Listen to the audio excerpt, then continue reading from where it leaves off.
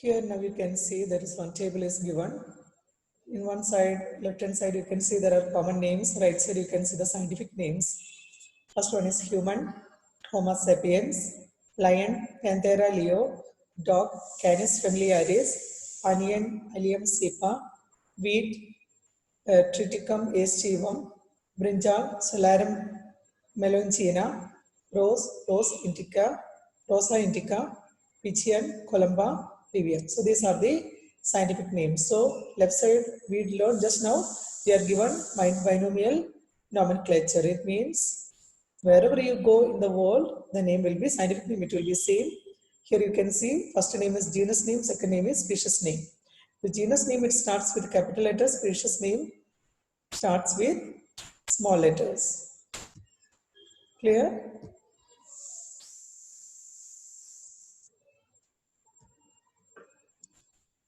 The next, need for classification. Why we should classify the animals? Okay, so living organisms means there are plants, animals and humans, all three comes under this group. Why we should classify these animals or plants or all these small organisms? Because study of all organisms is not possible, so it's better to classify the organisms. Here there is a variety of millions of organisms you think. It's not easy to learn about each one. There is a reason it's better to classify the organism. What is meant by classification? It is a process by which organisms are grouped into convenient categories based on some easily observable characters. So if you are taking some organism, you can see there are some characters will be the common or same.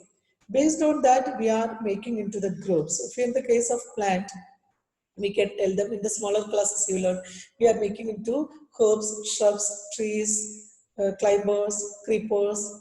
Even the animals also we are making into reptiles, amphibia. Based on the characters we are making into groups. So it is a process by which organisms are grouped into convenient categories based on some easily observable characters. For example, plants having roots, shoots, leaves or flowers. If you're taking mammals, mammalia group, we also humans also coming under mammalia group. Mammals having external ears and body hair. Similarly, certain features make dogs look like a dog. Same is the case with all organisms. Then, if you're taking these groups, you think dogs, cats, mammals, wheat, rice, plants, animals, etc. are convenient categories we use to study organisms. The scientific term for these categories is taxa. So the scientific name for these categories, that is called taxon. So what is a taxon? A taxon is a group of one or more populations of an organism or organisms seen by taxonomists to form a unit, that is called taxon. So I'll repeat once more. Taxon is a group of one or more populations of an organism or organisms seen by taxonomists to form a unit.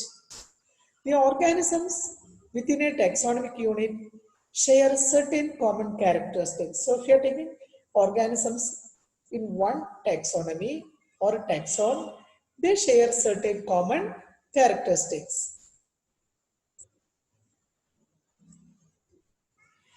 The taxa can be big or small. So sometimes the taxa can be big or it may be small. Plants is form a taxon, a bigger taxon. Flowering plants is also a taxon but smaller than plants. Clear? So how we are making the taxonomy or taxon?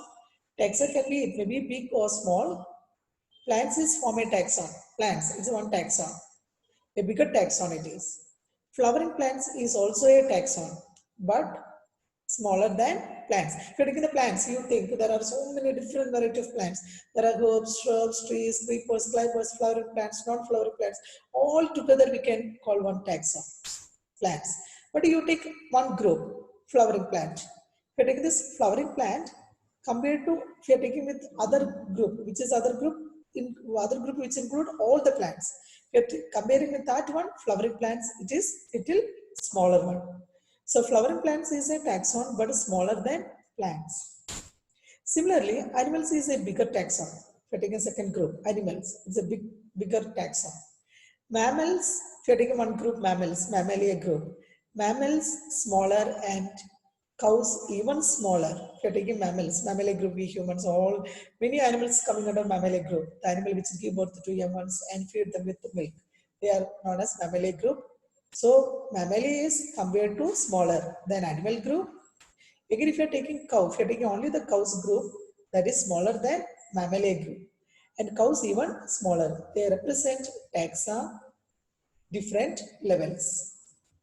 All living organisms can be classified into different taxa. The process is known as taxonomy. So what is taxonomy? The all living organisms can be classified into different taxa. The process is known as taxonomy. Process of classification of organisms based on their characteristics. That is taxonomy. How we are classifying them? We are classifying the organisms based on their characteristics. Basis of modern taxonomy: internal and external structure, cell structure, development, and ecological informations of organism. Based on all this, we are making into groups. Okay, that is a basis of modern taxonomy. Internal and external structure will be same, cell structure, development, and ecological information of organism. Based on these, we are making into groups. The characterization, identification, classification, and nomenclature are the processes that are basic to taxonomy. So in this taxonomy, it has many steps. First one is characterization, second identification, third classification, and nomenclature. So these are the processes or steps for the basic to taxonomy.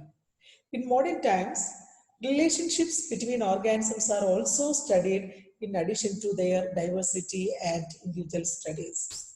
So in modern times, how we will categorize, we'll make it to groups. First, we'll see how they are different. Then we will see how they are related, what are the common characters, and also we will do individual study of each organism. Clear? So relationship between organisms are also studied in addition to their diversity and individual studies. This is referred as systematic deals with characterization, identification, classification, and nomenclature of an organism based on their diverse and evolutionary relationships among themselves. That is known as systematics. So what is meant by systematics? Systematics means it deals with characterization, identification, classification, and nomenclature of an organisms based on their diversities and evolutionary relationships among themselves. That is known as systematics.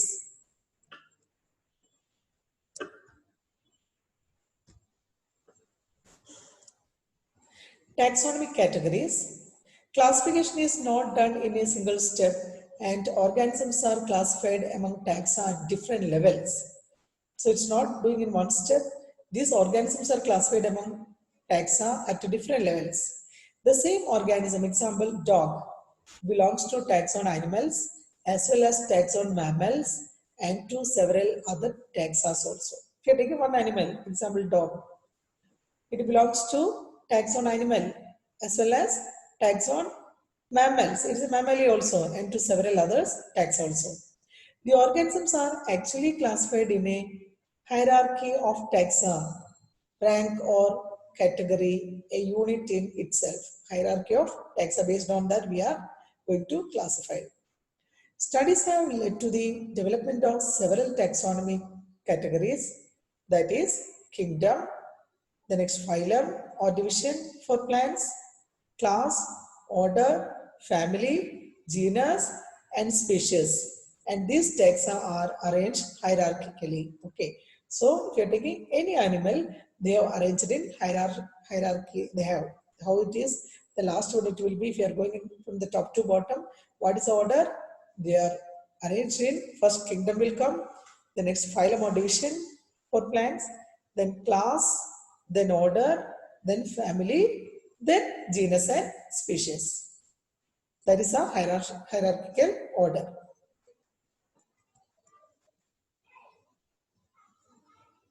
So you can see here in this figure, first domain here, then kingdom, phylum, class, order, family, genus, species. Okay, so that is a, you can see one arrow mark also they put increasing specificity. Okay.